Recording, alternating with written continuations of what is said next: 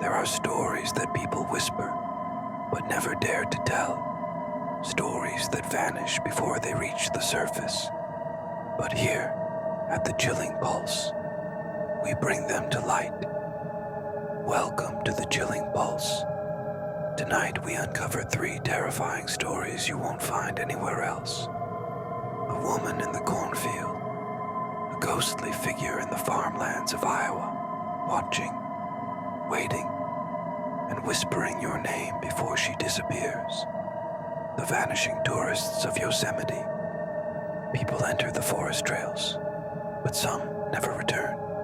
What really lurks in the deep wilderness? The abandoned cabin that wasn't empty. A lost hunting trip in Montana leads to an old cabin, but inside, someone or something is already there. Subscribe now and turn on notifications, because once you hear these stories, you might wish you never did. Now, let's begin. The Woman in the Cornfield, Iowa. A scary podcast story. They say the cornfields of Iowa stretch forever, endless rows of golden stalks swaying in the wind. But if you listen closely, sometimes the wind whispers back, and if you're unlucky, you might see her standing between the rows, waiting, watching. I never believed in those stories, till I saw her myself, and by then, it was already too late. I was driving home late one evening, the kind of night where the world feels too quiet. No cars, no houses, just the empty stretch of road cutting through miles of towering cornfields. The sky was dark, the moon hidden behind thick clouds. My headlights were the only thing slicing through the blackness. I wasn't scared until I saw her. A woman in a white dress standing between the rows of corn, her long black hair covering her face. She wasn't moving, just standing there. I slowed down, my hands tightening on the wheel. Who would be out here, alone, in the middle of nowhere? Then I passed her, and when I looked in my rearview mirror, she was closer. I hit the gas. There was no way she could have moved that fast. My pulse pounded in my ears, my breath coming in short, sharp bursts. Then, flash, a blur of white. I slammed the brakes. She was right beside my car. My headlights washed over her, revealing dirty, torn fabric and a face hidden beneath the tangled black hair. But the worst part, she wasn't facing me. She was turned toward the cornfield, her head slightly tilted as if she was listening. Then, in the silence, I heard a whisper. I don't know how to explain it. Her lips never moved, but somehow I heard her. A whisper, soft as the wind, curling into my ears like smoke. Turn around. I froze, my entire body locked in place. The air inside the car turned ice cold. Every instinct screamed at me to drive, to get away, but I couldn't move. Then, she twitched, her head jerked, her body convulsing like a puppet with broken strings. And then, slowly, too slowly, she turned toward me. Her hair parted. I wish it hadn't. Her eyes were gone. Hollow black pits where they should have been. And her mouth stretched too wide, too long, filled with jagged, rotting teeth. Then she grinned, and I heard the whisper again. Turn around. I slammed my foot on the gas. The car roared forward, tires screeching against the pavement. I didn't care where I was going, I just had to get away. The road blurred. My hands shook. My chest felt like it was being crushed. Then, I saw something ahead. A figure, standing in the middle of the road. It was her. I screamed. I don't remember what happened next. 1 second, she was in front of me. The next, my car was parked on the side of the road. Engine off, headlights off. And my clock. It was 3 hours later. But I swear to you, I was never there that long. I told a local farmer what I saw. His face went pale. You saw her, he said. I nodded. Who is she? He exhaled, shaking his head. A woman who went missing in these fields a long time ago. She was looking for someone. Maybe still is. I felt sick. Looking for who? The farmer looked at me. You. He told me the legend. A woman, a mother, who lost her son in the cornfields. They searched for days, weeks, but he was never found. People say she refused to leave. She stayed in the fields, calling his name, until one night she vanished too. Now, she wanders the roads, looking for someone to replace him. That night, I barely slept. Every time I closed my eyes, I saw her face. And then, I woke up. The wind was howling. My window was open. And in the distance, I heard my name, whispered, from the cornfield. I don't drive down that road anymore. I don't look at cornfields at night. But sometimes, when I'm alone, I swear I can hear it. That whisper. Turn around. So I have to ask you, if she whispered that to you, would you?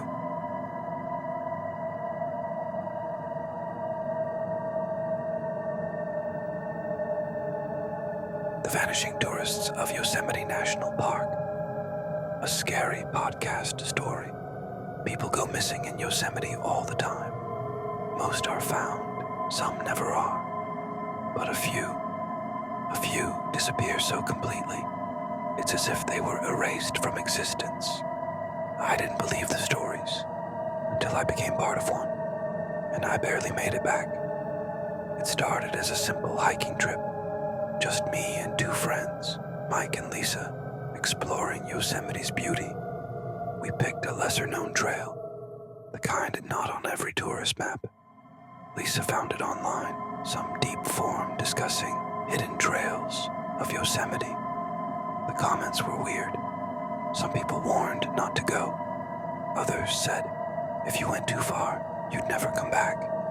We thought it was just internet nonsense. We were wrong. The first strange thing, about 4 miles in, we found an old backpack. Dirty, torn, half buried in the leaves. Lisa opened it. Inside was a camera, a really old one, film-based. Mike frowned. This thing's ancient. Think someone lost it. Lisa checked for ID. No wallet, no phone. Just a half-full water bottle and a notebook. I flipped through the pages. Most of it was normal trip notes until the last entry. It's watching me. I hear it in the trees. I think I went too far. I think I'm next. The date, July 1997. We should have turned back, but we didn't. Curiosity pushed us forward. Another mile in, the air felt wrong.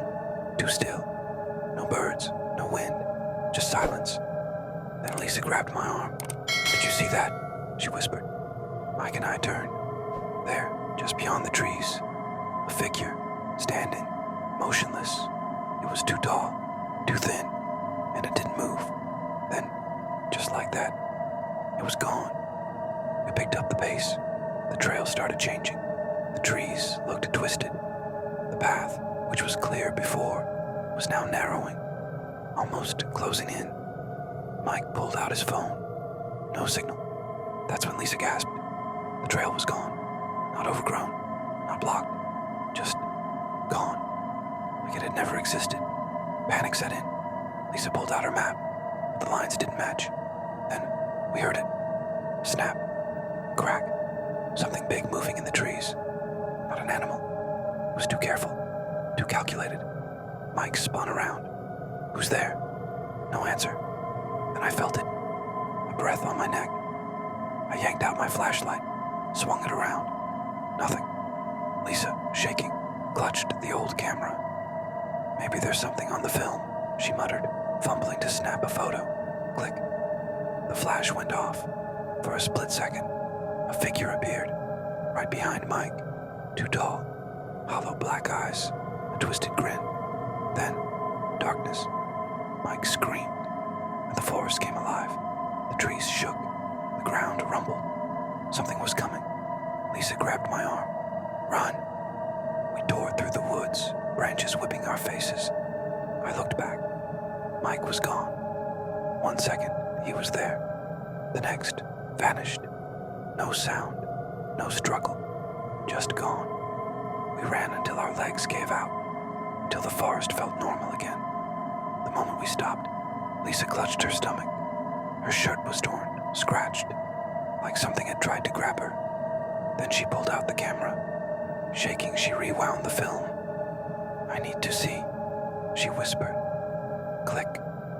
The last photo developed. Mike was there, but so was something else. Long black fingers wrapped around his shoulders, twisted smile behind his head, and in the corner, scribbled in the dirt, 4 words. "You shouldn't be here." When we stumbled out of the woods, the rangers found us. We told them everything. They checked our phones. The time was wrong. We thought we were gone for a few hours, but according to them, we had been missing for 2 days. They searched for weeks, but Mike was never found. Not a body, not a trace, as if he never existed. But late at night, sometimes I still get messages. No caller ID, no number, just one sentence. "I'm still here. Would you go back? Would you keep searching? Or would you forget? Because whatever took Mike is still out there."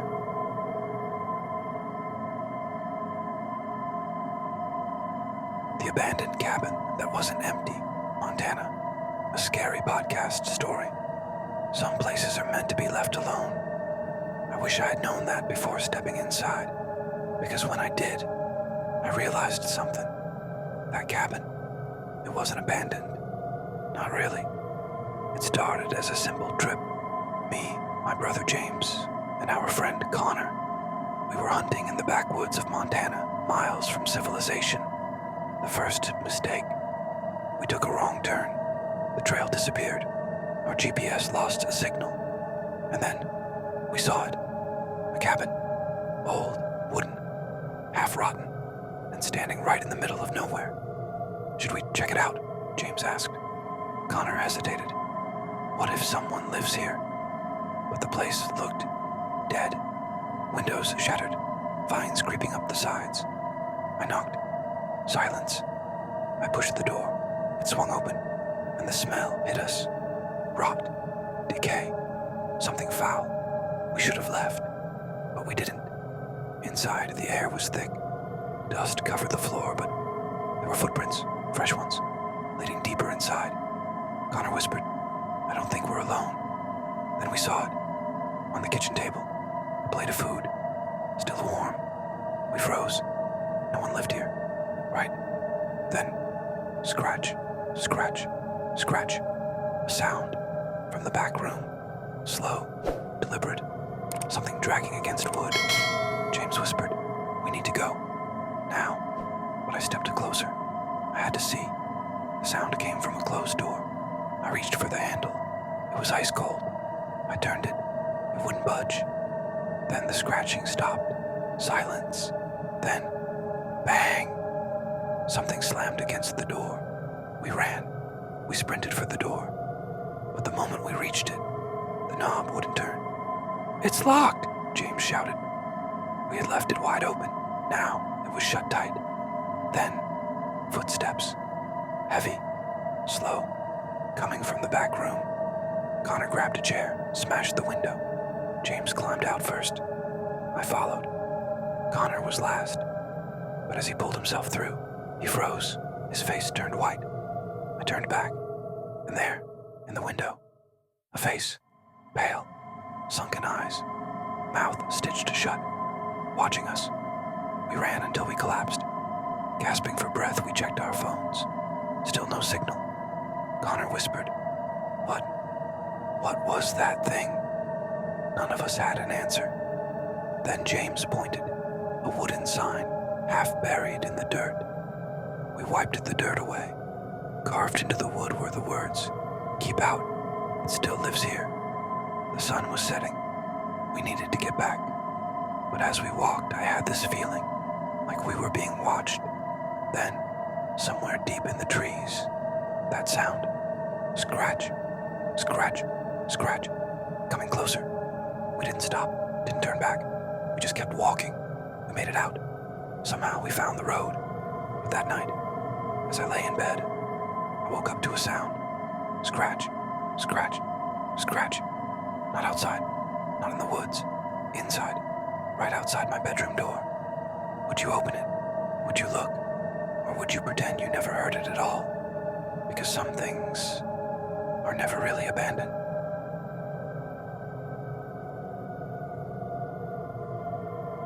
Some stories fade into the dark, forgotten by time. But some, they never leave you. You've heard about the woman in the cornfield, the vanishing tourists of Yosemite, and the abandoned cabin that wasn't empty. 3 terrifying stories that had no explanation, only warnings. But tell me, which one haunts you the most? Do you believe these are just legends? Or do you think something far darker is out there, watching, waiting? Let me know in the comments below. If you made it this far, you're one of the brave ones. But be warned, the Chilling Pulse is just getting started. Subscribe now, hit the notification bell, and join us as we uncover the world's most terrifying mysteries. Until next time, stay in the light.